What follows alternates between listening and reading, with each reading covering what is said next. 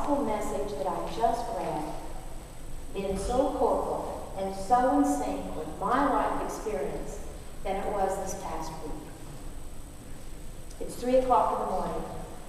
I am wakened out of a deep sleep by the hungry cry of a newborn infant, a tiny infant.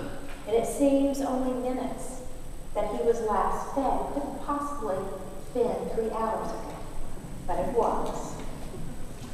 So as I hear that distinctive cry of this newborn, much like a lamb, I gather up all my energy, all that has not already been drained out of this 57-year-old body, and I get up to feed my newest grandchild.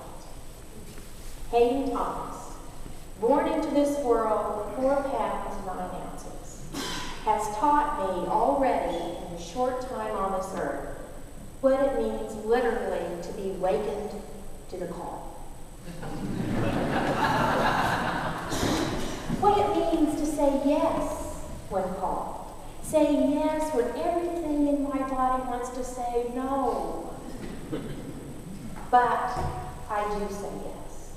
Not out of commitment, not out of a sense of responsibility or a sense of duty. I say yes out of love. My love for this marvelous and miraculous little creature trumps all my selfish desires, all my self-interest and inclinations to say no. And it gives me the wherewithal, the courage, the certainty to say yes. So in the middle of the night, as Hayden Thomas calls out, I answer. I answer with my body and my feet as I get up to feed this hungry little lamb, just as Jesus bid Peter to do. Jesus' call to Peter is also deeply rooted in love. Jesus asked Simon Peter 3 times, "Do you love me?" And Peter responds each time in the affirmative, getting a little more testy each time. With each affirmation, Peter is canceling out, he's negating those 3 times he denied Jesus prior to his resurrection, his crucifixion. After each response, Jesus charges Peter with action. He doesn't discuss it. They don't reflect together. He gives them the affirmative command. Feed my lambs. Tend my sheep. Feed my sheep. In essence, Jesus is commissioning Peter for his ministry to put that incredible, boundless, energetic love that Peter has, that he professes so adamantly, into action. But Jesus doesn't stop there. No. He concludes with the ultimate, most difficult, and even terrifying challenge when he charges Peter to follow me. These 2 small words, follow me, open up a whole new understanding of the cost to answer the call to be a follower of Jesus. Jesus warns Peter that someone else will fasten a belt around you and take you where you do not wish to go. And with that, he charges Peter to follow him in the path that ultimately leads to the cross.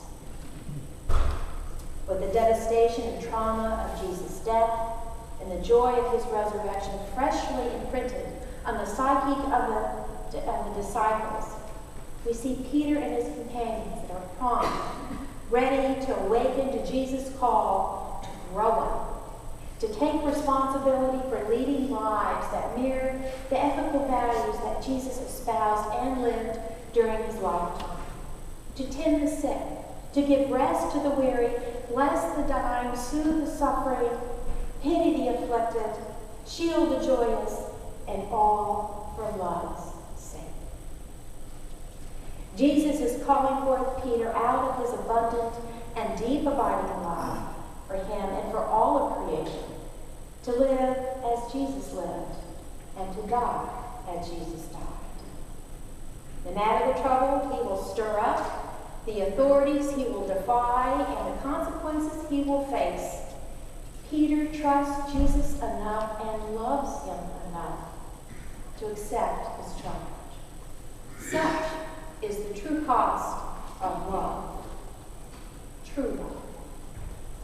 It seems ironic to me that in the midst of this quaint scene on the seaside, in John's Gospel, where the risen Jesus has prepared this wonderful breakfast of fresh fish on a charcoal fire, bids his friends to come and partake of it as they warm themselves by the seaside in the fire, we also witness Peter's rite of passage. This is a sobering and terrifying moment. In saying yes to Jesus, Peter is transformed from a naive, somewhat gullible, and at times clueless disciple to a mature, bold, courageous, and spiritual leader who lovingly takes on the full responsibility as well as the full risk to continue Jesus' work in the world, even to the point of certain death. Jesus' questioning of Peter's fidelity and devotion appears to awaken, to stir up within him the courage, the desire, and the absolute trust to say yes. So as I reflect and I ponder this scene, I wonder, could I, would I have that same courage, that same trust that Peter showed in saying yes to Jesus, knowing that the path will lead to certain death?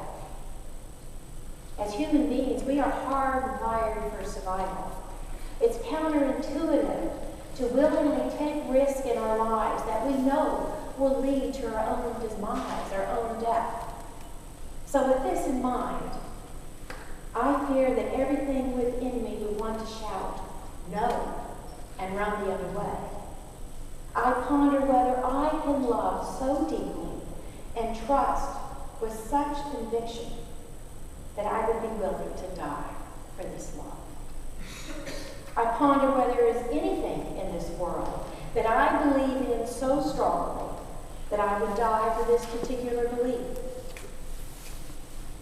Well, I know of one small French village that did not too long ago. Over 65 years ago, there was a small village in the southern mountains of France that faced this very same issue, whether their decision to follow the path of Jesus was worth dying on. This is a film that we showed in our most recent Lenten film series that featured the documentary Weapons of the Spirit. It portrayed the French village of La Chambon, that during World War II, this community of 5,000 Christians, and they were descendants of the French Huguenots, so they knew persecution. This was part of their community and their culture. And they gathered during this time in Nazi-occupied France, and they took in 5,000 Jews, mostly children, refugees from all over Europe, and they welcomed them into their home. Without reservation, without questioning who they were, where they came from, they fed them, they housed them, they educated them alongside their own children. 25 years later, one of these children has grown up, and he's a filmmaker. And he decides to make a documentary of this experience, that it was so powerful, and it also was attributed to his survival and why he was alive. So he went back to the same village, and he conducted several interviews of the villagers who took in these children. And of course, many of them were well into their 80s. And he started questioning why. Why would they take the chance? Why would they risk their own survival as well as their families, the entire village, to take in people they knew nothing about? It was astonishing that pretty much their response was the same. It was uniform. They said it simply needed to be done. When someone needs help, you provide that help. You do what you can. And they did. It sounds so deceptively simple, yet so incredibly courageous. But they didn't see it as courageous. They saw it as simply living out the faith that they had professed, because they had focused so much on the story of the Good Samaritan that their pastor had preached years and years. That when a a fellow human being needs a lending hand, you awaken to that call and you respond in love. This is where their faith was grounded. This is where their trust was grounded, and this is what they modeled, even to the point of endangering their own lives and their families. So I continue to ponder and reflect, how do I answer Jesus' charge to feed his sheep, to care for his fold, to follow him? Do I love so deeply? Can I love so deeply with such conviction and trust my values and beliefs that I would have the courage to say yes, like Peter and like the villagers of La Chapelle? Amen.